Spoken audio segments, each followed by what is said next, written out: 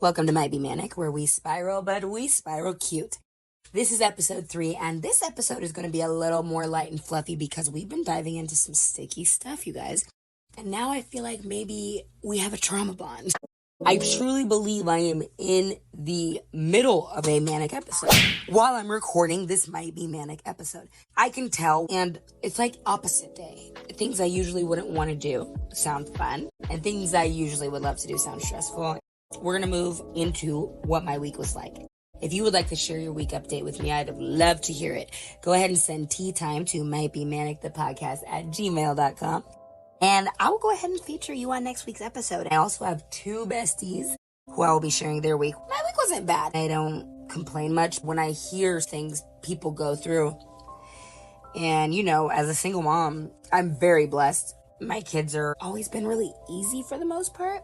They have their moments. My son's is 13 now, so, you know, maybe I shouldn't quite say that. Because once your child becomes a teenager, it's just so weird. It's like there's 2 seasons of parenting, and it's like when they love you and then when they kind of don't. But it's fine. Try to remind myself that I'm not sick. Like, people will see you doing good, and I guess I looks like I was doing really good this week because, man, I'll tell you what, I got cussed out every way from Sunday, every day since Sunday. And I am at a place in my life where, and I think it's a good thing, it doesn't feel like anything. Like, I was on the phone with someone who I used to really care what she thinks about me, and I don't anymore because she doesn't think anything about me. I make her think things about herself that she doesn't like, is the truth. It's not me. And I've understood that after some time, and I've decided that's not okay for me, and I'm not going to go through it anymore. But we were having a normal conversation, and sometimes I'll call her because I know if I just stay quiet, it's only a matter of time before she says something, and I don't know how else to say this, guys. I'm trying to get to a point where I don't love her. Okay? And I don't know how to explain that. Like, I just need her to keep running her mouth, and then I need to know, you know, in my mind. And sure enough, it was about 3 minutes in, and she was just tearing everything I had to pieces. And I kind of laughed at first. And I was like, you know, did you just call me a... And she did. And I, like, sat there. And I was like, dang, that's crazy because I don't care. It's sad growth, but it takes that for me to eliminate people from my life. It takes, like, and I'm starting to do it easier and quicker and better. But I had to check my temperature and see if I cared or not. And you know what's sad for her, but decent for me, decent growth. I felt nothing. And then I had a conversation with someone who literally everything they used to say used to mean everything to me. And this has happened with a couple people lately. Because it's like they're speaking another language. I can't relate. Don't want to, and I really don't even, I hate to say it. And I don't mean this as a blanket statement. I have lost almost all respect for the person. I don't know. I would say all. And I don't mean like I would disrespect them. I just don't put them up on a pedestal. They're just like everybody else to me now. And it's sad, but great. Because I'm telling you, there was a time I couldn't live without any of these people. I never have been able to, I thought. And now I'm starting to see that I've outgrown them, and it's unfortunate because these are not people I wanted to outgrow, but they made me. And now there's no room for you here because you don't think properly. And the rooms that I was in when I met these people, they would fit in, but they're not going to fit in these ones. And plus, I wouldn't invite you. You love me, but your love is hate, and I don't have time for that. Like, my love is love, and my time is money, and my future is bright, and my real is real. So this week I had sad revelations that I have outgrown people who I never wanted to lose because they forced me out of their life, and then they became like the people that they were trying to use as weapons against me. Now I just could never imagine what I wanted with you. And I used to pray to God, like, please make me not need their approval anymore, because I felt like I needed it. I couldn't get over it for years, and then that day came yesterday, and I don't know if I'm happy or sad about it. I'm moving on from it. I don't have thoughts on it because it wasn't my doing. The only thing that makes me sad for people is I know what your life has been like, and I know what you've had, and I know what you're missing, and I know what I had planned for you. And it's not something you can imagine because you've never had it. But I was prepared to be everything you needed in every way, and I will never do that again for anyone. Because I'm not going to do any more acting. Why should you get the fantasy life and all I get is you? Why should you get everything and all I get is you? Like, I feel like if I ever got in a relationship again, which I'm a naturally, like, caring person. I'm not saying the person wouldn't get taken care of. I mean, I'm just that way. And anyone would tell you that, like, I'm the queen of gifts, show up surprises. I got you this, I got you that. I made this, here I am, I'm present. But if I ever do it again, I'm getting taken care of. I'm getting gifts. I'm getting appreciated. And if I'm not right away, I'm gone.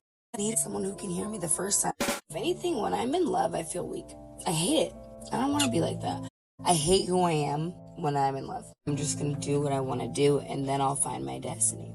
Speaking of Destiny, Destiny is one of our besties, and she said that this week she started a new job that she's been working really hard for. But she's having a hard time feeling like she fits in at the office. Oh my gosh.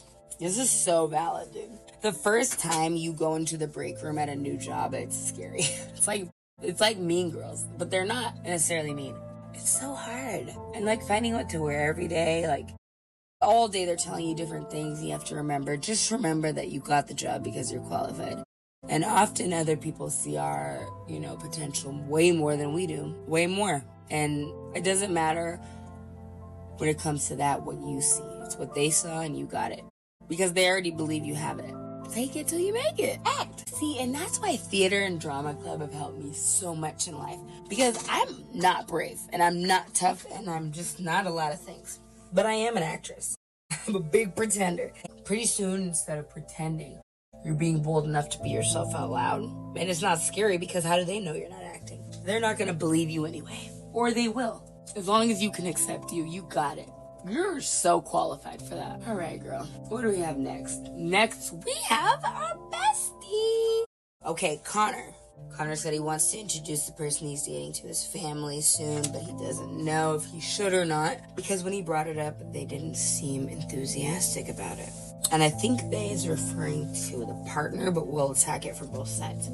I don't really know how to answer this. Like, besties, what do you guys think? I'm oriented with my immediate family in my house, but I don't tell my parents anything. But that's because of how they are. It's not a normal situation. I would never feel any inclination to introduce anybody to my biological mom. Because they would not date me after that. Like, they would run. They'd run away. I wouldn't introduce anybody I'm dating to either of my parents. I've tried it and it's gone horribly wrong. She texts them hate mail all night. It's bad. So I don't know.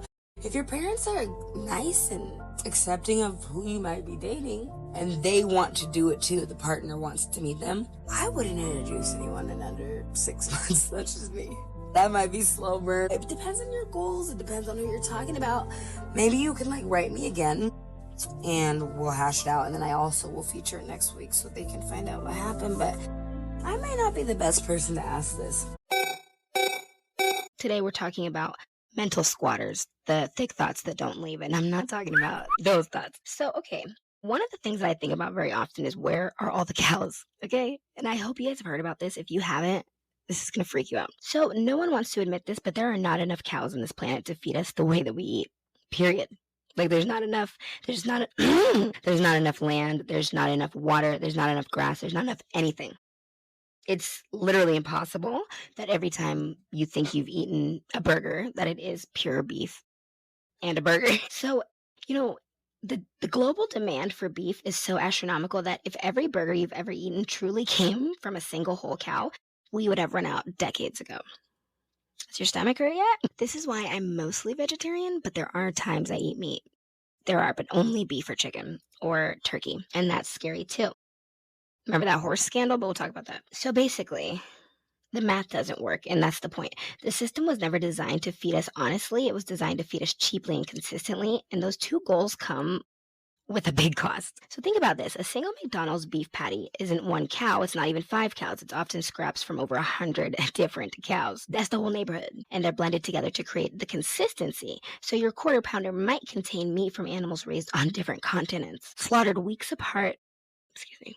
Sorry, this grosses me out so bad. Slaughtered weeks apart and mixed into one tiny patty. And that's if you're lucky. Because the reality is the demand is so disproportionate that we've industrialized beef production beyond recognition. So cows don't graze in fields anymore, and they're commodities on conveyor belts, engineered and fattened as quickly as possible to keep the illusion that there's enough. Like, when do you see cows when you go on a road trip?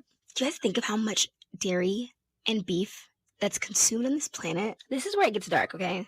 The United States alone slaughters nearly 33 million cattle a year. So if you're mean to your enemies and your karma catches up with you, you might come back as an American dairy cow. And that is the nightmare that I have often. It doesn't even meet demand that way. Even with the 33 million, people who do the numbers look at that and say, is that it? And it makes everyone's stomach turn. More than the entire population of the UK. Fast food chains like McDonald's in the United States serve 69 million people a day. Now, they sell billions of burgers annually, and the beef supply cannot keep up on its own. That's why the industry relies on blending, processing, importing, and squeezing every possible piece of meat out of every animal. It's why 100% beef does not mean what you think it does. You hear me, bestie? Pour me a glass.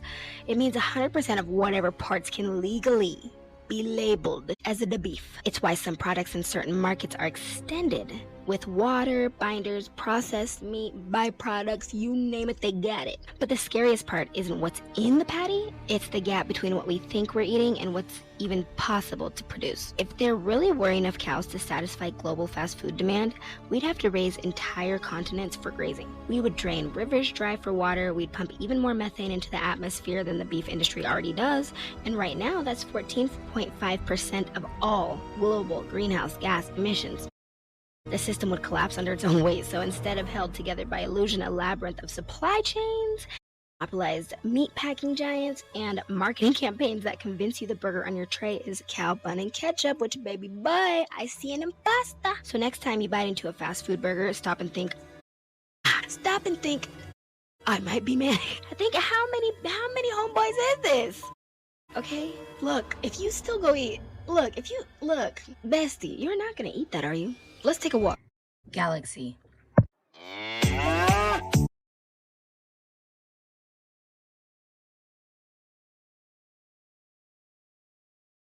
Okay, so buckle up, bestie, because professional sports, they're not just games, and this is another squatter that lives rent-free in my mind.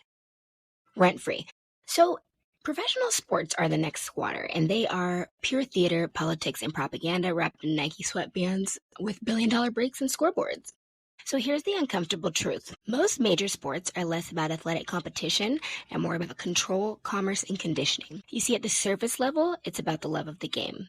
But if you peel that back, you would see trillion-dollar ecosystems where outcomes ripple through stock markets, city budgets, and political narratives. Stadiums are actually built on taxpayer dollars and land, and I think about this constantly because these billionaire owners, before deals are even announced, the entire neighborhoods, which are usually minorities, get erased in the process. So by the time we hear about it, they're already gone.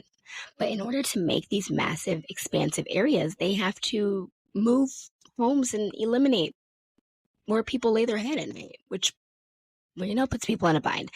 On top of that, when it comes to sports, there is gambling, okay? The shadow economy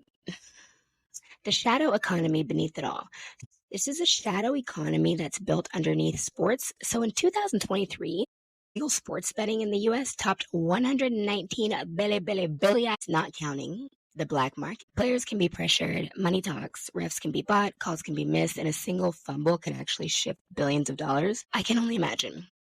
It gets sticky. So add the Super Bowl, pulling in sometimes over 115 million live viewers.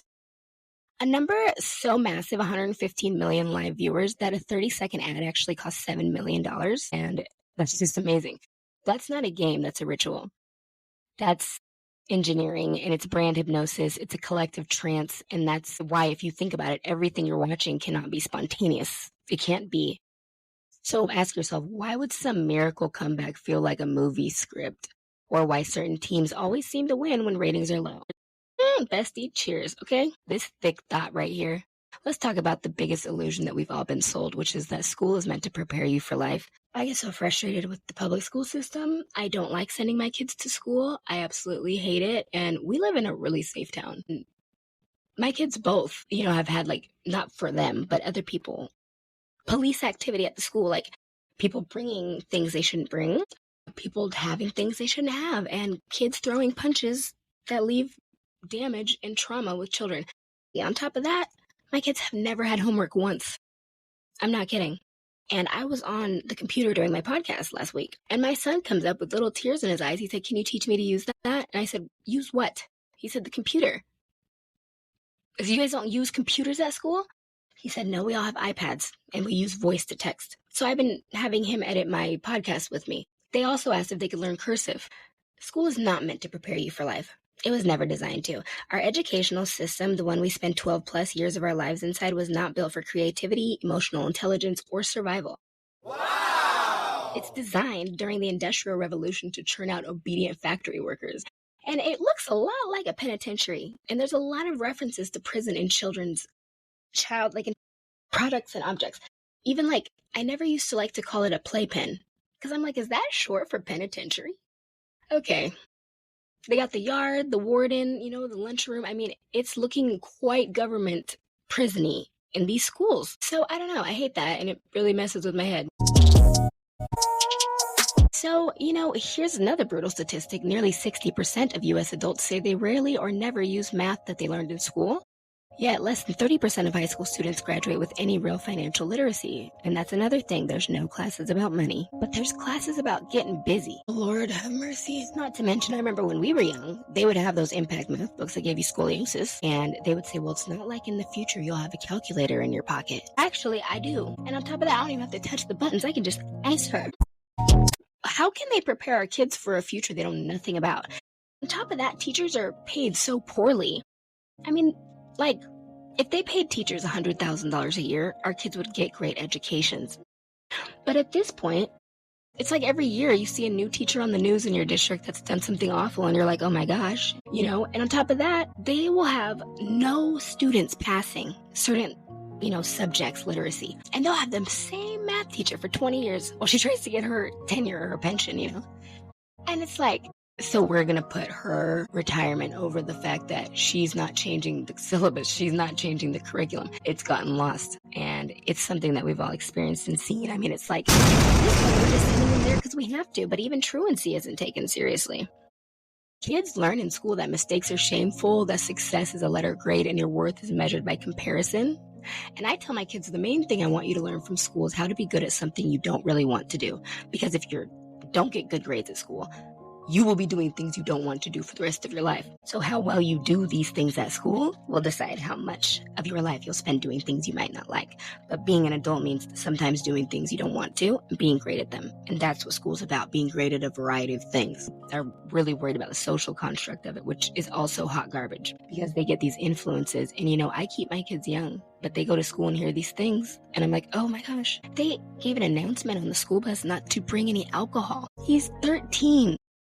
And then the doctor, he had a checkup and she goes, is his drinking starting to affect his homework? And we just started laughing and she said, you'd be surprised.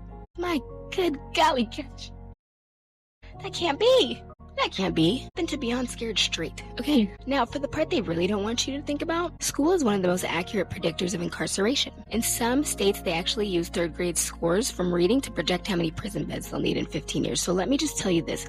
If your child has a lot of, unexcused absences, a lot of issues at school, and failing grades by the time they're 9. Those statistics align so closely, and the environment already looks like a prison.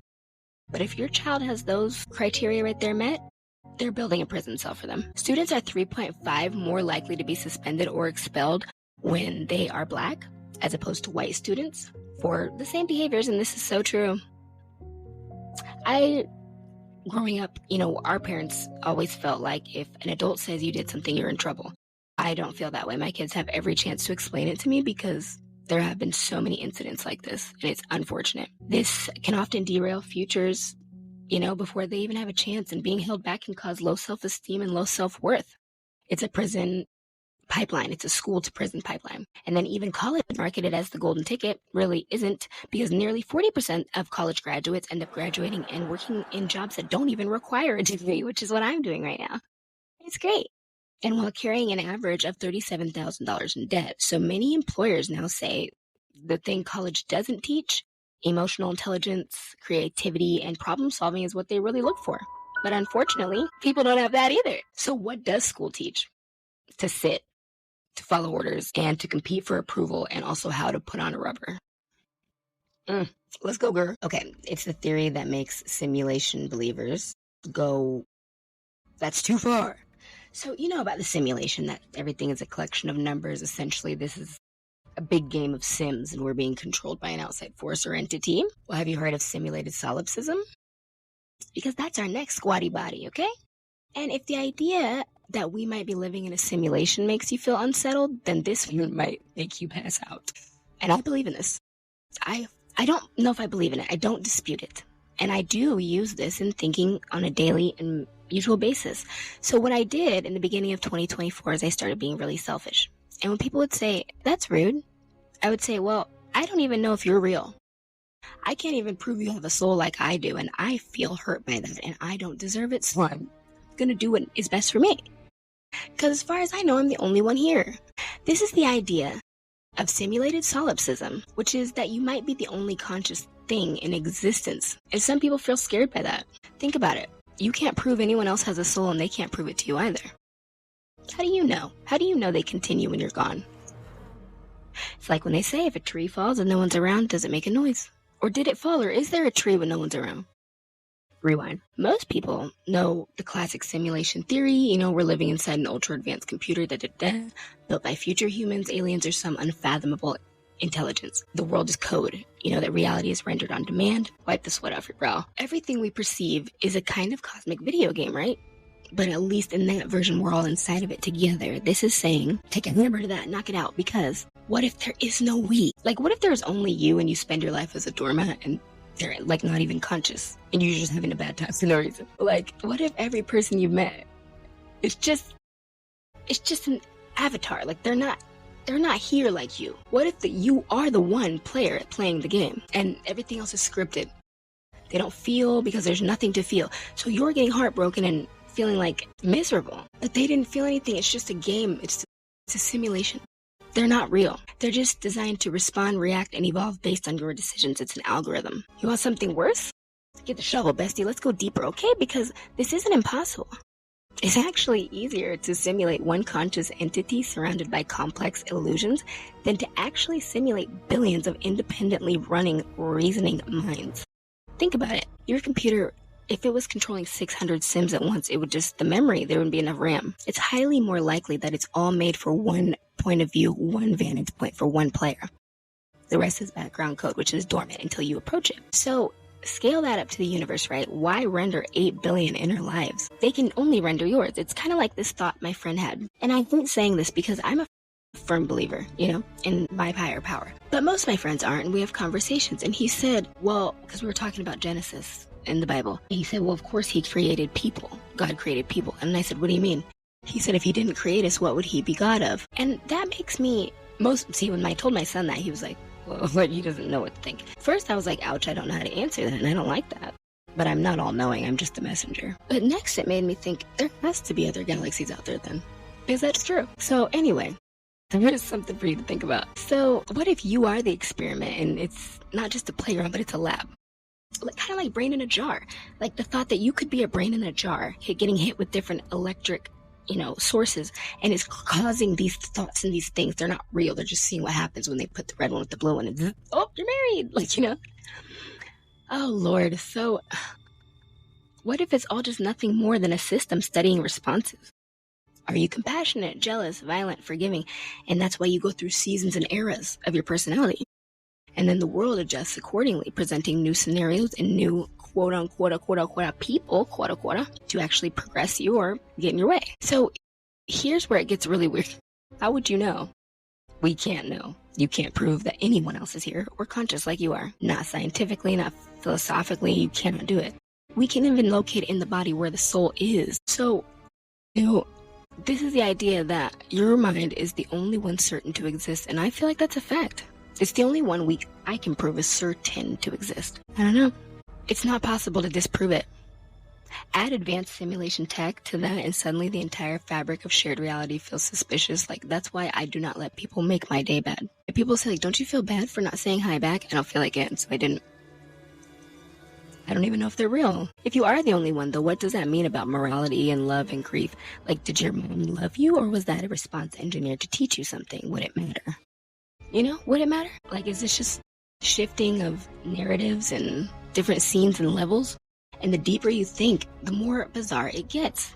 And I think about this literally every day. It might even explain why reality feels so suspiciously personal sometimes, but maybe it's not meant to scare you. Maybe the point is that you're not alone. Maybe the creator loves you so much. I made this for you. It can be a classroom where you're the only student, where you're the only one there, and it's just you and the teacher. And they still show up every day, and so do you. So that's all the time we have tonight. Whether you're about to go outside and wash your car, you're about to make spaghetti for tomorrow night, or whether you're about to fix a vacuum. I will see you next week. And the podcast is back available on Apple Podcasts. So all the